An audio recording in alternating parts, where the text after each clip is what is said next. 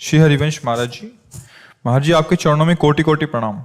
महाराज जी, हमें कोई दुराचारी आत्मा कई सालों से परेशान कर रही है, उसकी सद्गति क्या करवाई जा सकती है? इतनी प्रतिकूलता में हमारा मन सब जगह से उदासीन हो जाता है, रात को सोते टाइम या सुबह ऐसा उठते तो टाइम। मुझे बच्चा इस विषय का तो हमें ज्ञान है नहीं। हमें तो लगता है हमारा मन ही दुराचारी है और यही सब रूप रख के हमें परेशान करता है, और तो कोई है नहीं परेशान करने वाला है। बाहर से बहुत ज्यादा मैं किसको महसूस होता है? मन को ना होता है ना, वो मन को ही तो होता है ना बच्चा। ये मन ही भूत है, ये मन ही दुराचारी है, मन ही महात्मा है, मन ही भगवान है, मन ही संसार है। जिस समय आपका मन प्रभु में लगा होगा तो कहीं कोई दुराचारी या भूत या कुछ, तुम तो घर में रहती होगी, हम तो श्मशान में रहे। गंगा के किनारे लोग सैकड़ों लाशें ऐसे फेंक देते थे। पहले जलाने वाला कोई धनी आदमी होता था, प्रायः सब ऐसे फेंक देते। कुत्ते लाश खा रहे हैं, वहीं हमें सोना है, वहीं टहलना है। दसियों वर्ष केवल गंगा का किनारा। कभी हमें कोई ऐसा नहीं कि भूत योनि होती नहीं है, पर ऐसा नहीं कि तुम्हें टच कर सके, तुम्हें परेशान। तुम्हारा मन गंदा होगा तभी ये सब बातें होती हैं।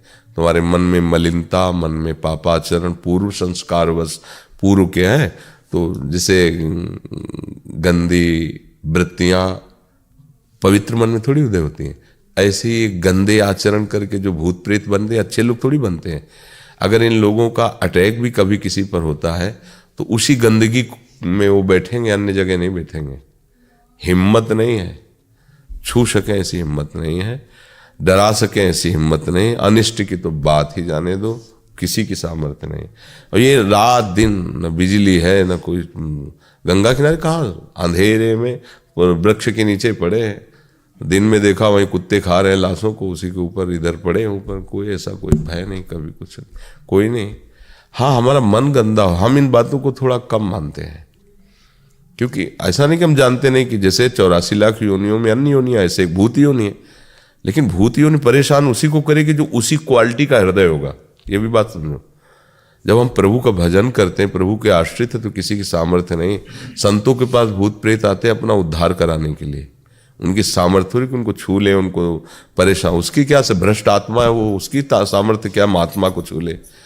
तो अब जैसे हम नाम जप करें, भजन करें, तो सबकी आत्मा भगवत स्वरूप है, ऐसा कोई दंड नहीं हो। हमारा जब कर्म बिगड़ता ना तो घटना घटा देता है।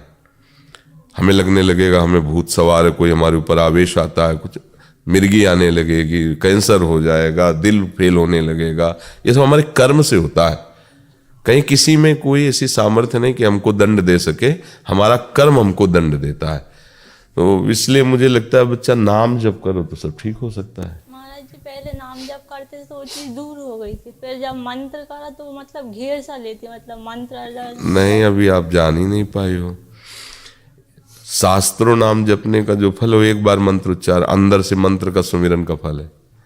शास्त्रों बार नाम जपने का जो फल है, एक बार मंत्र में होता है। ये हाथ से सबको थोड़ी मंत्र ऐसे थोड़ी दिया जाता है।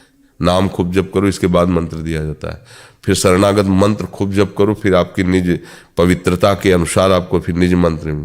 तो ये बात तो बच्चा बिल्कुल हमें नहीं जमी कि तुम नाम जप करती हो तो विकार नष्ट हो जाता है, और मंत्र जप करती हो तो वो घेर लेता है। ऐसा नहीं। मंत्र तो बहुत सी अजीब मतलब एक बारीक बच्चा है। आप डिप्रेशन की दवा ले रहे हो किस, तो आप ले डिप्रेशन की दवा, हम तुम्हें जो बता रहे हैं।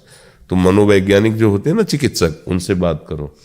कोई भूत प्रेत नहीं, हमारी बात मानो, तुम उनसे जाओ और अपनी मानसिकता को पुष्ट करने वाले जो पदार्थ हैं वो दवा देते हैं। जैसे कुछ पेय है, कुछ ऐसे, कुछ नींद की देते हैं, कुछ भोजन की देते हैं। तो आप पहले संपर्क करो, बिल्कुल भूत नहीं।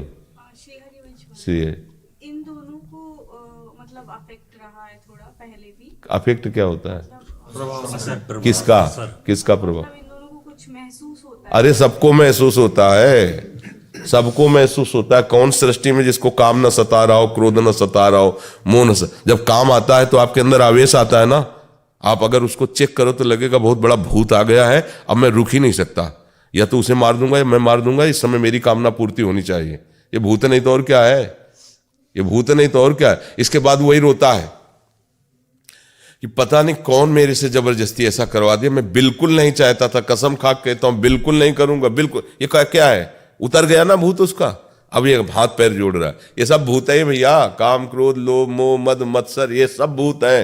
कोई अटैक से बचा नहीं, सबके अंदर अटैक है। अगर कोई बच सकता है तो एकमात्र मामे वे प्रपद्यन्ते माया में तांतर, अगर उसकी सत्ता दे दोगी तो परेशान हो जाओगे।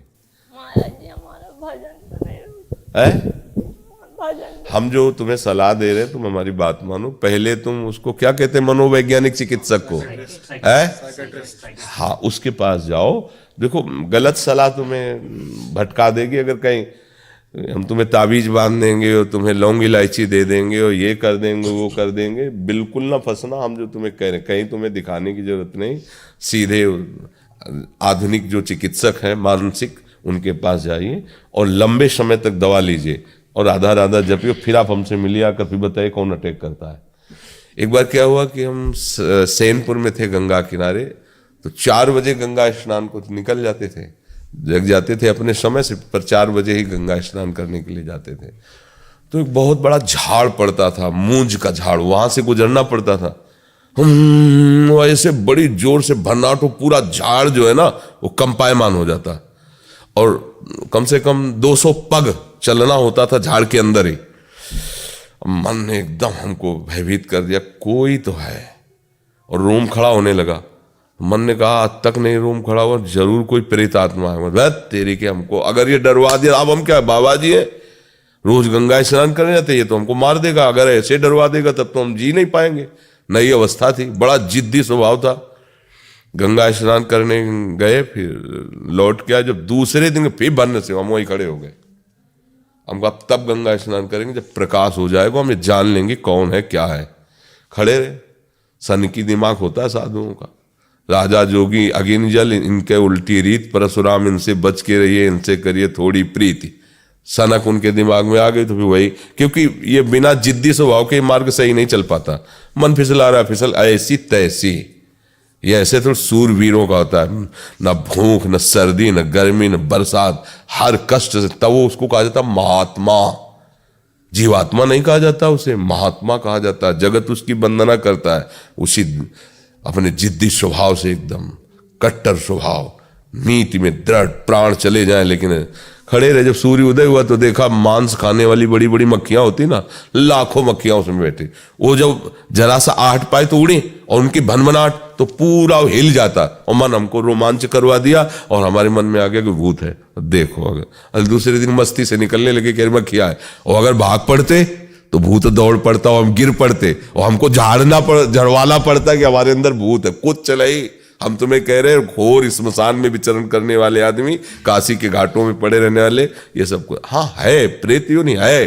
पर भजन करने से, भगवान नाम जप करने से सब शांत हो जाता है। भगवान के नाम से बढ़कर कुछ नहीं। तो बच्चा हम जो कह रहे हैं उसे मानो। आप पहले किसी वही जो बताए सेक्रेटरी, क्या हाँ, हम तो अंग्रेजी हम पढ़े लेला, मनोचिकित्सक से आप उससे मिलिए और दवा लीजिए और नाम जप कीजिए, फिर आप बताना कर, ठीक है ना। हाँ, कोई भूत प्रेत नहीं, भगवान सर्वत्र है। मत्ता परतरम नान्यत किंचिदस्ति धनंजय, हे धनंजय मेरे सिवा कोई नहीं है। जब हमारे गलत कर्म हो जाते हैं तो हमको गलत सब दिखाई देने लगता है, और जब हम सही चलते हैं तो सब जगह भगवान